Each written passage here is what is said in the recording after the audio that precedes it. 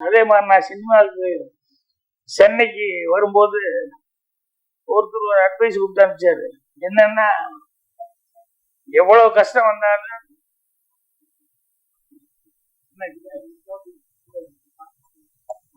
என்ன கஷ்டம் வந்தாலும், எவ்வளவு பசி பட்டினி இது வந்தாலும் என்ன வேணாலும் பண்ணு, ஆனா தயவு செய்து இந்த ஹோட்டல்ல வந்து சர்வர் வேலைக்கு மட்டும் போயிடாது. என்னடா இப்படி சொல்றாங்களே அப்படின்னா, இல்ல தயவு செய்து நல்லா மனசுல வச்சுக்கோ, என்ன கஷ்டம் வந்தாலும் ஹோட்டல்ல சர்வர் வேலைக்கு மட்டும் போய் சேர்ந்துடாது. அப்புறம் எனக்கு புரியல என்ன ஏன் அப்படி சொல்றாரு அப்படின்னு சொல்லிட்டு, அதுக்கப்புறமா வந்து எங்கெங்கயோ தமிழ்நாட்டில் சுற்றி, அதுக்கப்புறம் ஆந்திராட்டிலாம் சுற்றி பசி பொறுக்க முடியாம ஒரு நாள் வேற வழியே இல்லாம ஒரு ஹோட்டல்ல போய் அப்படியே மெல்ல அப்படி ஒரு வணக்கம் போட்டு, என்னன்னு இந்த சர்வர் வேலை பசி, நீ உளுந்தா மயக்கம் போட்டு உளுந்துட போறோம், உழுகிறதுக்குள்ள போய் ஏதாவது கேட்டுக்கிட்டு வேலைக்கு சேர்ந்து ஏதாவது சாப்பிடுவோமே அப்படின்னு சொல்லி உடனே அவர் அப்படி மேல இருந்து கீழே வரைக்கும் பார்த்தாரு. நம்ம அந்த வேலைக்கு தகுந்த மாதிரி நம்ம ஒன்றும் இல்லையா, நம்ம சினிமாவுக்கு அதை இதையும் மனசுல வச்சுட்டு பேண்ட் ஷர்ட்லாம் நீட்டா போட்டுக்கிட்டு இருக்கோம்.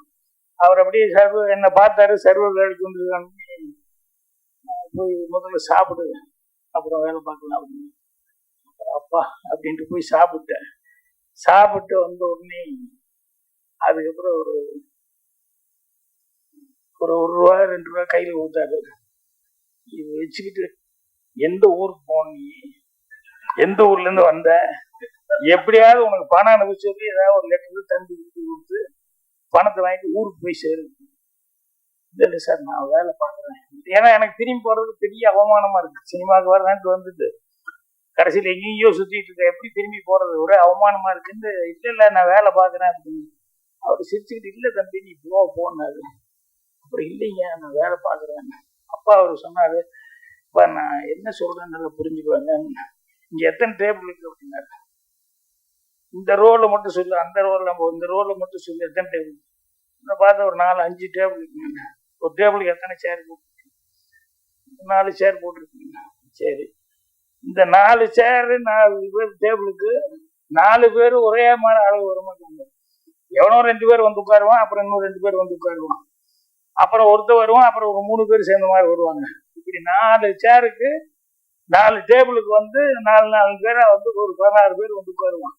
ஒருத்தன் வந்தோடனேயுமே வந்து அவன் இட்லிமா, இன்னொருத்த வந்து ஒரே ஒரு காஃபிமா, இன்னொருத்த தோசை பூரி அப்படிமா, இன்னொருத்த எப்படிமா. இந்த 16 பேர்த்த 10 விதமா சொல்லுவாங்க.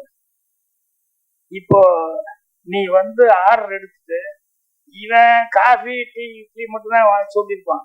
அவனுக்கு வந்து நீ தோசை அது இதெல்லாம் போட்ட பில்லு போட்டா அவன் சண்டைக்கு வருவான். ஏடா என்னடா ஒண்ணுதான் சாப்பிட்டு இதுக்கு போய் இப்படி பில்லு போட்டுருக்கீங்க.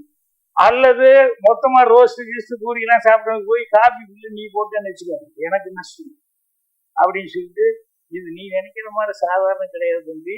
இது வந்து மைண்ட்ல வச்சுக்கிட்டு எத்தனை டேபிள்ல யார் யார் வர்றா அடையாளம் பார்த்துக்கிட்டு கரெக்டா அவனுக்கு கொடுத்து கரெக்டா பண்ணணும் அப்படின்னு சொல்லி. அதனால இது ஒரு சாதாரண விஷயம் இல்லை. அப்பதான் எனக்கு மட்டும் நடிச்சு பாருங்க. அதாவது எந்த வேலைக்கு போகக்கூடாதுன்னு சொன்னாங்களோ அந்த வேலைக்கு நான் லாய்க்கு இல்லை அப்படிங்கிறது அப்பதான் தெரிஞ்சிருச்சு. ஏன்னா அதுல எவ்வளவு கஷ்டம் இருக்குது அப்படிங்கிறது. அப்புறம் ஊர்ல இருந்து அவருக்கு கேட்கணும், என்னடா இப்படி வந்து சொல்லி அனுப்பிச்சாரு, சர்வருக்கு மட்டும் போகக்கூடாதுன்னு சொன்னாரு அப்படின்னா, அவர் ஒரு லாஜிக்கோட சொன்னாரு. என்னன்னா, இங்க இருந்து சினிமாக்காக வந்து முயற்சி பண்ணும்போது எவ்வளவு கஷ்டம் இருந்தாலும் மறுபடியும் காலையில் இருந்துச்சு பட்டினியோட போலான்னு தோணும். இந்த சர்வர் வேலை கிடைச்சிருச்சுன்னா இடம் ஃப்ரீ கிடைச்சிருக்கு, சாப்பாடு ஃப்ரீயா கிடைச்சிருக்கு, அவ்வளவுதான். நல்லா சாப்பிடுவோம், நல்லா தூங்குவோம், அப்புறம் எங்க போய் சான்ஸ் தேடுவோம். நீ அதுலயே செட்டில் ஆயிடுவ, அதனாலதானே உன்னை அதுக்கு போக வேண்டாம்னு சொன்னேன். இப்படி ஒவ்வொரு விஷயத்திலையும் வந்து லைஃப்ல கத்துக்கிட்ட பாடங்கள் அப்படிங்கிறது வந்து நிறைய விஷயங்கள், நிறைய பாடங்கள் வந்து கத்துக்கிட்டேன். இப்ப இந்த பறவை பத்தி எல்லாம் சொல்லும் போது வந்து அது இந்த பொண்ணு காயத்ரி ரொம்ப அழகா பேசுச்சு. பறைன்னா என்ன இது அப்படிங்கிறத. ஏன்னா பொதுவாகவே இங்க தமிழ் பேசுறதே தகராறு தான். நிறைய பேர் வந்தா தமிழ் சுத்தமா பேசி அதோட பறையை பத்தி கரெக்டா பேசணுமே அப்படின்னு சொல்லிட்டு கரெக்டா ப்ரிப்பேர் ஆகி வந்து அழகா பேசினாங்க. அது ரொம்ப பிடிச்சிருந்தது. ஆரியன் அவர் சொன்ன மாதிரி அவரு கொஞ்சம் தடுமாறி டான்ஸ் எல்லாம் ஆடி அங்க ஆட வேண்டியது யூஸ் பண்ணி இங்க வந்து ஆடி அதையும் வந்து அவர் கரெக்டா மென்ஷன் பண்ணி பண்ணாரு. இந்த படத்துக்கு வந்து இந்த பறையை பேஸ் பண்ணி பண்றது. ஏன்னா ஆதி தமிழனுடைய முதல் இசைக்கருவி அப்படிங்கிறது, ஆதி தமிழனுடைய இசைக்கருவிங்கிறது பறை அப்படிங்கிறது. ஸோ அதுக்கு வந்து மாண்புமிகுன்னு அவர் பேசும்போது கூட அந்த மாண்புமிகுன்னு சொல்லி வச்சதை வந்து ரொம்ப அழகா வந்து அவர் சொல்லி சொன்னார். நம்ம டைட்டில் ரொம்ப அழகா வச்சிருக்காங்க அப்படின்னு சொல்லிட்டு அதான் சொன்னார்.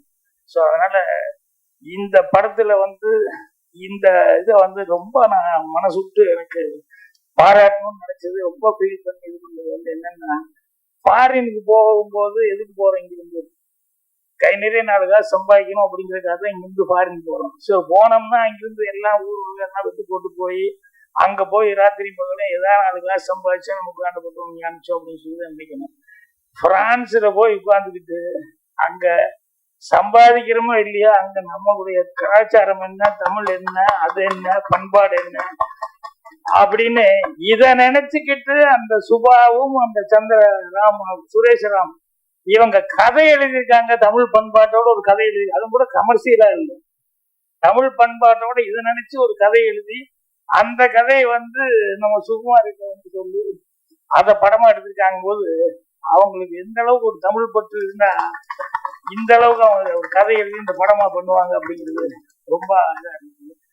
அதனால அவங்களுக்கு தான் முதல் என்னுடைய மனமார்ந்த வந்து தெரிவிக்கணும்.